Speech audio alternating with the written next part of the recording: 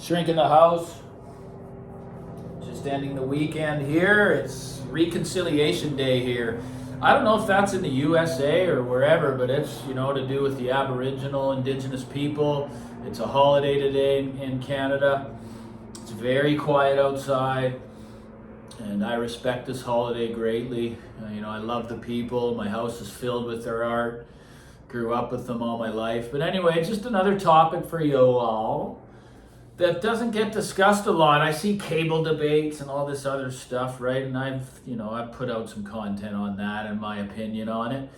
But I never hear much about connectors, right? And they're a big deal. They're a big deal for me. And when I find the right one that feels right, does everything I want it to do, then that's what I stick with. And as the picture shows there, for all of you guys that are pretty experienced, are going to know what those are, and they're like the middle of the line WBTs, because they're not the metal or the platinum versions that go up to like $500 for two. They just came with these components. As with the Spatial M3 Triode Masters, there's the higher end model of the same aesthetic WBTs. Now, why I love those connectors, guys, is because they're not too tight and they're not too loose. It's almost like they're a perfect fit.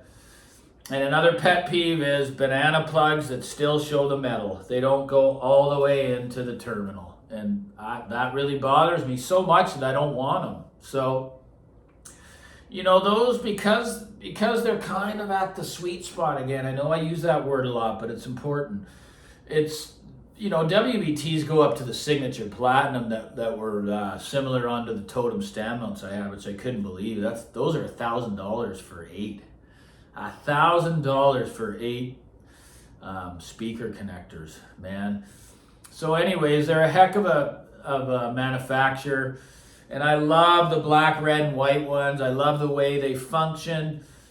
So I look for those on components, and I'm really grateful that they're on the Bel Canto and they're also on the Spatial.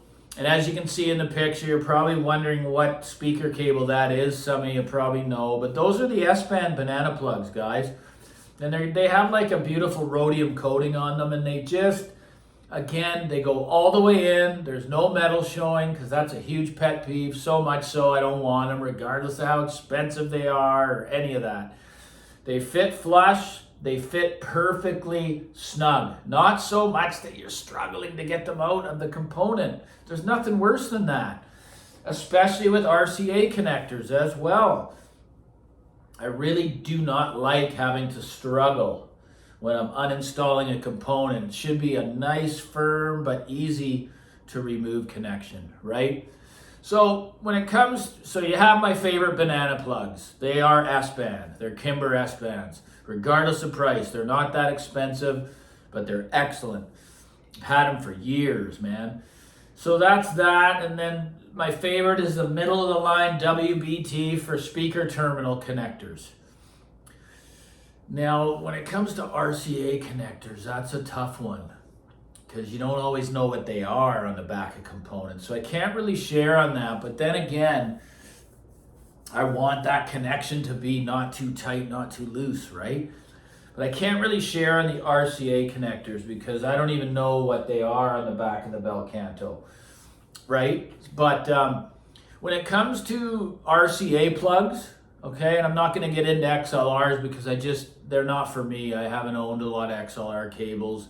Every time I've ever tried them, all I got was more gain. I just didn't think, what's the big deal? We don't need to get into that debate. Everyone's going to say, oh, they're better and all that stuff. Maybe so, but not to my ears. It's just, I've always been a single-ended RCA guy. But the ones that I've loved ever since I tried them first, and I've stuck with similar designs, are Eichmann. They're not called that anymore, guys, for all you. They used to have the Eichmann bullets, okay? Now, they were more of a composite barrel, and they always had this the gripper end that connects to the actual connector. It just kind of clamps on there absolutely perfectly. Nice and snug, but never too tight. But you always had to watch the twisting of that because you could affect the weld, right? And the solder weld there, they were kind of a little bit finicky that way. You had to be careful, right in and right out.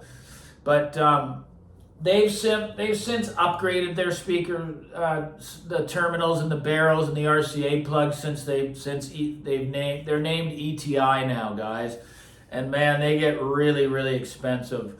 They're an aluminum barrel now, and luckily they were actually on my pair of Graham LS59. Some of the most expensive ones were on that speaker. They're not on all of them. I think they went back to their own due to the length. There was a length issue of the connection to the wire, to the crossover wire. But it's, to me, all I want is a high quality termination that's not too tight where you don't have to wrestle with it, guys. It's just a beautiful connection. So what I've been using since ETI became so expensive for my RCAs are very similar. I can show you in the picture here. These are an aluminum barrel as well, but they have that composite grip. See, it's the same as the Eichmanns were. It's got this composite here that really grips nicely. So this here's a Pure Sonic plug, which is an aluminum barrel. It says there, pin copper, ground phosphorus, bronze, right? You probably can't read it, and that's just the way it is. Pin copper, phosphorus, bronze. So I use these plugs, although I don't hardly have any because I got the Bel Canto, but I keep these cables around just in case, right? So there you have it. I mean, those are the ones that I recommend to people if they just want a really well-made plug that's not super expensive and it's got that perfect grip, right? Nothing's worse than wrestling for you guys that are gear swapping all the time in and out and having a problem doing it. You can damage things. It's just not needed. But again, guys, the pet peeve of mine, there's hundreds of different banana brands out there, and when I see the metal showing and it doesn't go flush to the terminal, it's not for me. So S-Band, number one for me, and I love the Pure Sonic plugs.